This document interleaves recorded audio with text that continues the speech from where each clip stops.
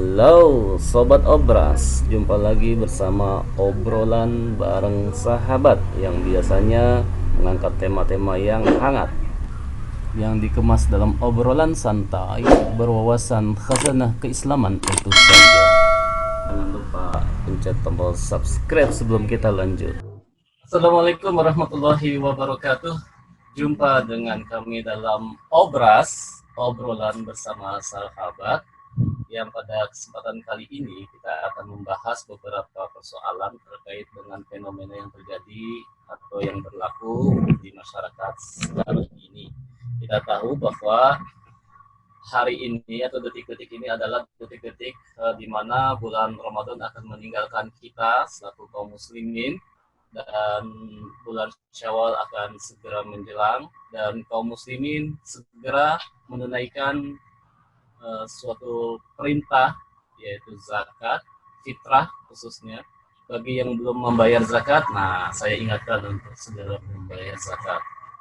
Kepada siapa sih sebetulnya kalau kita bayar zakat itu, siapa sih yang berhak menerimanya?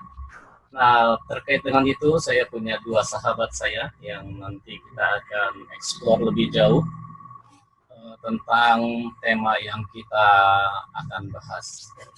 Bersama saya Ustadz Khairuddin Lubis. Assalamualaikum Ustadz Khair. Waalaikumsalam warahmatullahi wabarakatuh. Baik. Sehat ya.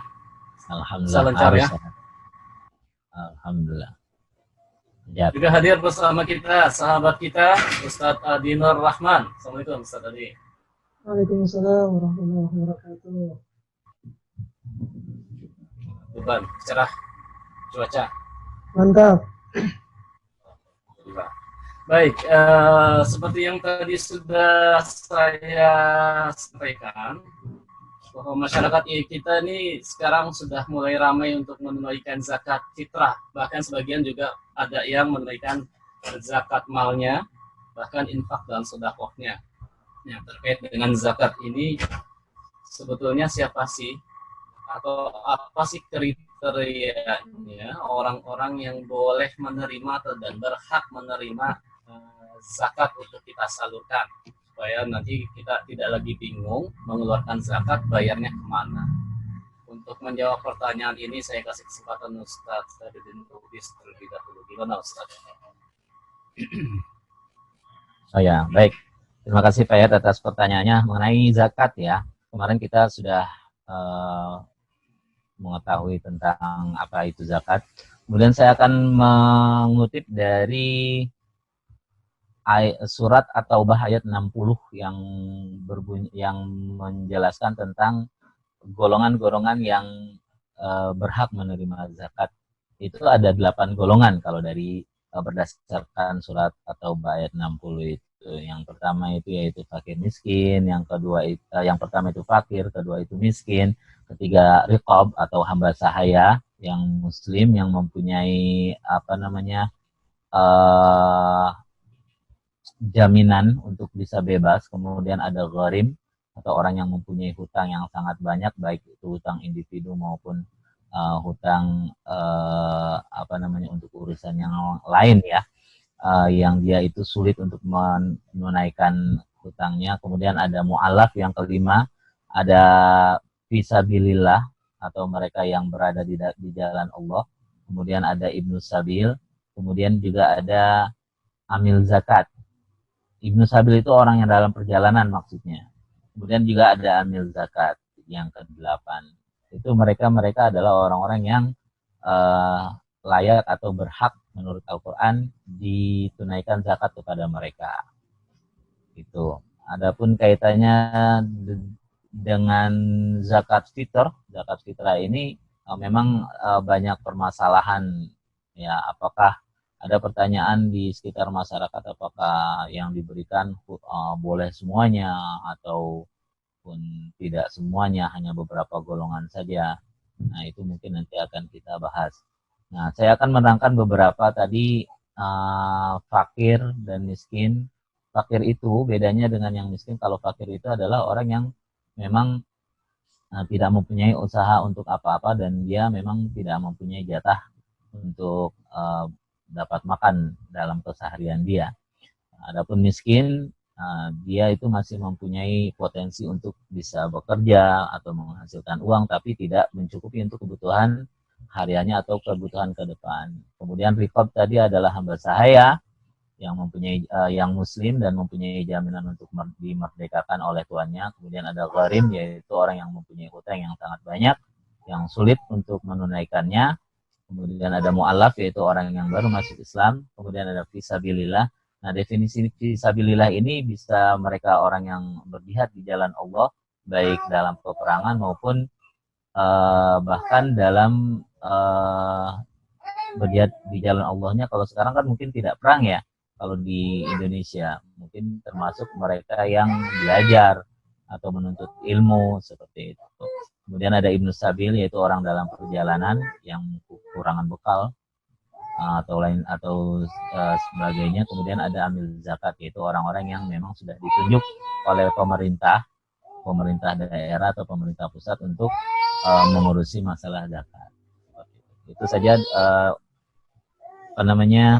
definisi daripada mereka mustahik zakat yang terdapat dalam surat At-Taubah ayat 60. Terima kasih Pak. Terima kasih Ustaz. Kalau janda tidak termasuk berarti ya? Janda ataupun anak yatim tidak termasuk. Anak yatim tidak termasuk ya. Nah, kriterianya yang 8 tadi. Kenapa janda yang disebutin? Yang 8. Ya, janda ternyata tidak semua janda miskin kan gitu. Iya. Ya. Anak yatim juga tidak termasuk karena kriterianya bukan jandanya atau ya. Ya.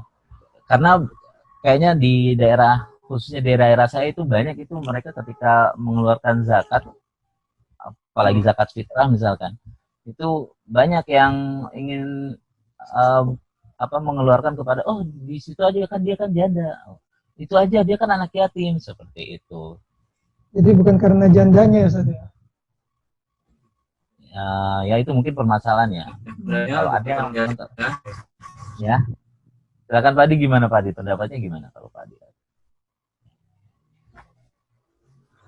Kalau di Ya Pak Adi, terkait dengan 8 golongan yang tadi disampaikan oleh Ustadz Khair tadi, apakah ada kelompok tertentu yang harus diutamakan begitu, diprioritaskan begitu misalnya, atau bagaimana? Kalau saya ngeliat mungkin ini Pak ya. Jadi kalau tadi yang disebutkan, kita menyebutnya asnaf samaniyah ya, golongan yang 8, mereka yang berhak untuk menerima zakat. Nah, zakat di sini dalam konteks secara umum yang diprioritaskan karena status mereka adalah tadi yang disebutkan Pak Khair, ada fakir, miskin, dan seterusnya. Jadi bukan karena jandanya, bukan juga karena yatimnya memang, tapi karena status dia. Apakah janda iya, tapi kalau memang dia fakir dan miskin, nanti masuk. Artinya status yang dilihat. Cuma memang fenomena yang di masyarakat itu kadang-kadang begini. Jadi ketika misalnya di zakat fitrah gitu ya, banyak problem yang sekarang ini adalah banyak yang mempertanyakan apakah tadi yang disebut fakir 8 itu diberikan gitu kan, atau hanya golongan tertentu saja. Jadi sebenarnya kalau kita lihat dari pandangan para ulama terkait dengan siapa yang berhak untuk menerima zakat, terkait khusus untuk dalam konteks yang sekarang nih kita bicara tentang zakat fitrah.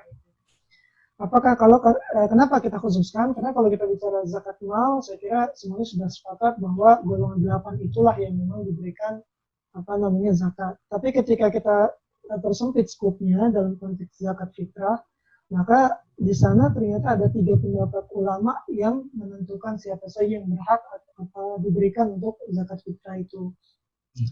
Pandangan pertama itu dari jumhur ulama yang mereka menyatakan bahwa dibolehkan zakat fitrah diberikan kepada 8 golongan. Jadi bahasanya dibolehkan. Gitu. Artinya ya silakan saja mau diberikan kepada semua yang 8-8-nya atau sebagian daripada golongan yang 8. Jadi konteksnya memang boleh.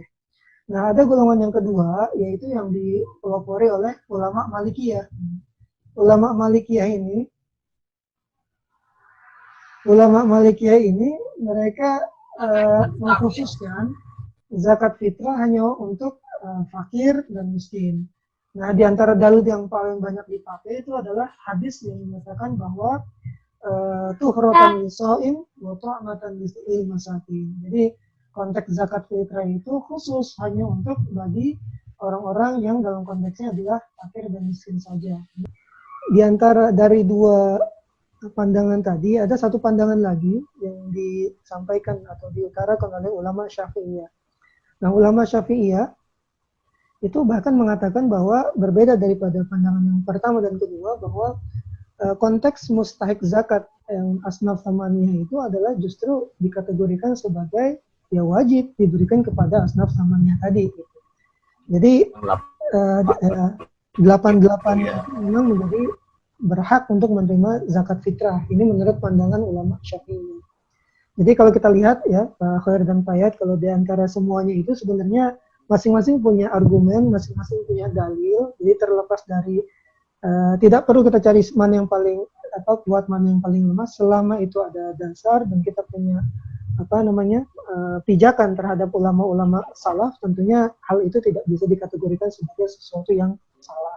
Jadi no problem saya kira, mau diberikan kepada hanya fakir miskin saja berarti dia mengikuti pandangannya ulama Malikiyah, pun kalau misalnya di luar daripada ulama fakir miskin, 88-nya itu juga diperbolehkan.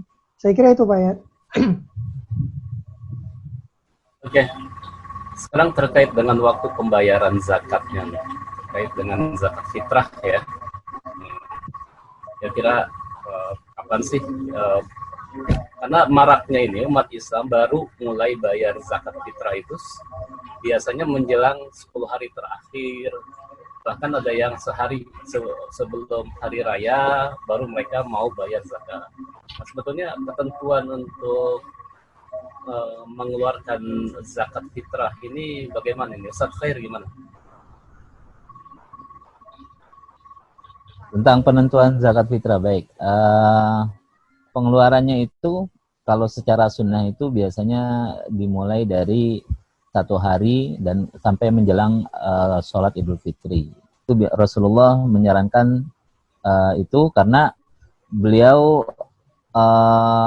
pernah mengatakan jangan sampai ada ketika hari raya Idul Fitri itu ada yang tidak makan, seperti itu.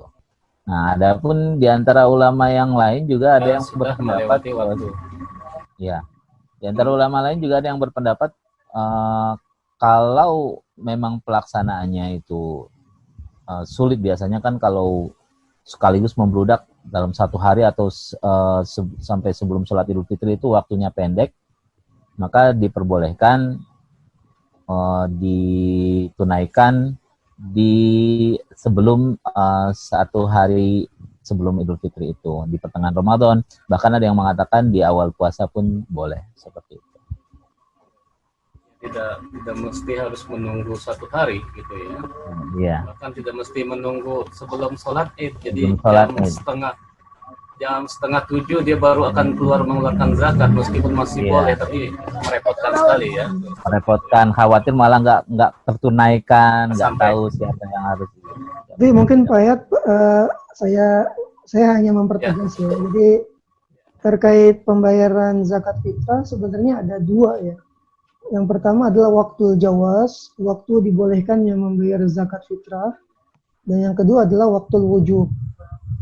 Nah, tadi yang disampaikan Pak Khair itu adalah waktu wujub sebenarnya. Jadi menegaskan kembali ketika hari terakhir bulan Ramadan ya, setelah tenggelam matahari, itulah masuk namanya waktu wujub, waktu wajib membayar zakat sampai khatib berdiri gitu ya, sholat Idul Fitri.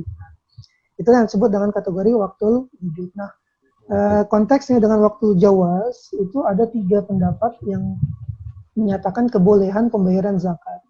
Ulama Hanafiyah itu bahkan membolehkan membayar zakat fitrah sebelum Ramadan masuk. Itu sudah membolehkan. 1-2 bulan sebelum Ramadan masuk itu sudah dibolehkan. Nah, sebelum Ramadan masuk boleh sebelum ya? Ramadan masuk. Jadi memang sudah dibolehkan. Begitu. Nah, ulama Malikiyah itu agak ini kurang populer nih kalau pendapat yang ini. Ya, kurang populer kalau yang ini ya. Ulama Malikiyah ini 1 atau 2 hari sebelum Idul Fitri. Ini agak kedekatan memang gitu. Ya. Nah, yang agak populer di masyarakat kita itu sebenarnya adalah madhabnya ulama Syafi'iyah Tapi yang membolehkan jawaz ya, membolehkan membayar zakat fitrah ketika sudah memasuki bulan suci Ramadan. Jadi itulah yang dikategorikan sebagai waktu jawaz, waktu dibolehkannya membayar zakat. Jadi kalau yang disebutkan tadi adalah waktu wajib gitu ya.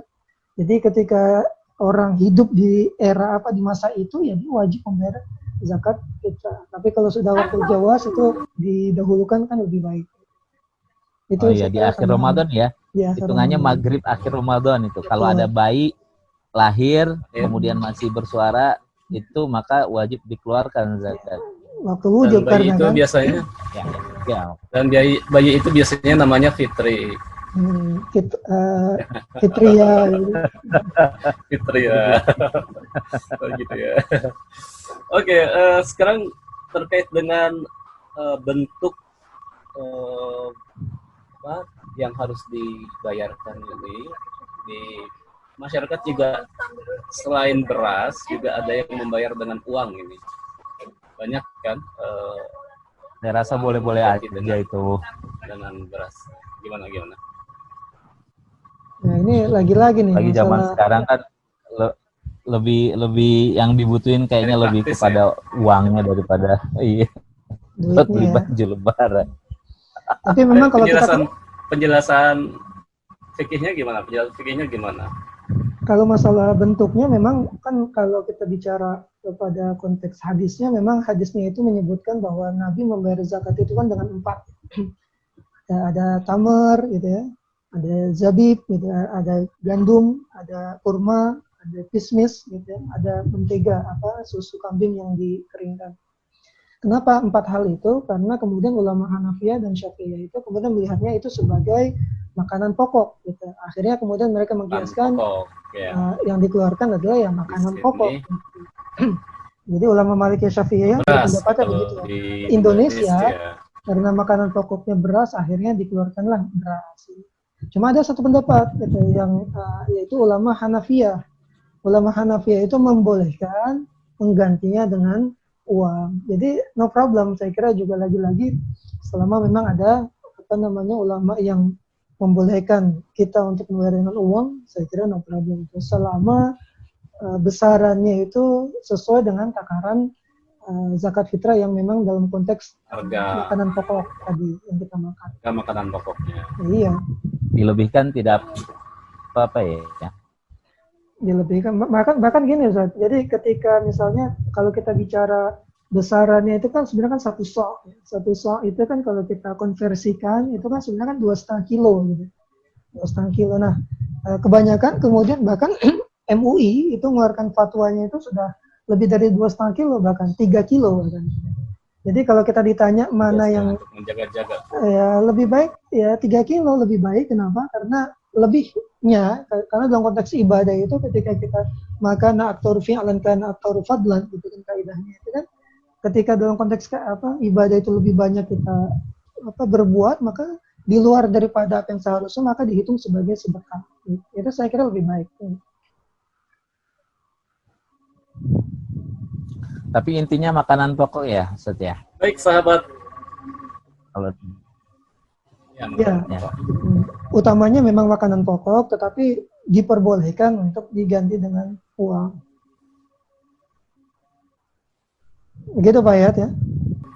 Baik sobat obras, dari obrolan kita tadi sebetulnya banyak hal juga yang bisa kita petik hikmahnya, kita ambil pelajarannya dari seputar zakat tadi, siapa saja orang yang berhak menerima zakat, kemudian siapa saja yang boleh diprioritaskan, dan juga waktu dan bentuk pengeluaran zakatnya seperti apa saja juga sudah kita kupas. Nah, bagaimana sekarang? Mudah-mudahan obrolan kita ini memberikan hasanah baru atau pencerahan baru bagi kalian yang masih belum jelas terkait masalah yang tadi kita perbincangkan. Mudah-mudahan setelah ini dapat ilmu, ya kita sama-sama dapat ilmu dari sini dan juga dapat manfaat dari obrolan singkat kali ini. Baik, Sobat Obras, demikian bincang-bincang kita kali ini. Terima kasih Ustadz Adi Nur Rahman. Ya, Terima kasih juga Ustadz Feridin Lubis. Ya. Sampai jumpa semuanya. Kita akhiri dengan salam. Wassalamualaikum Assalamualaikum warahmatullahi warahmatullahi wabarakatuh. wabarakatuh. Lalu di rumah aja ya, jangan kemana-mana.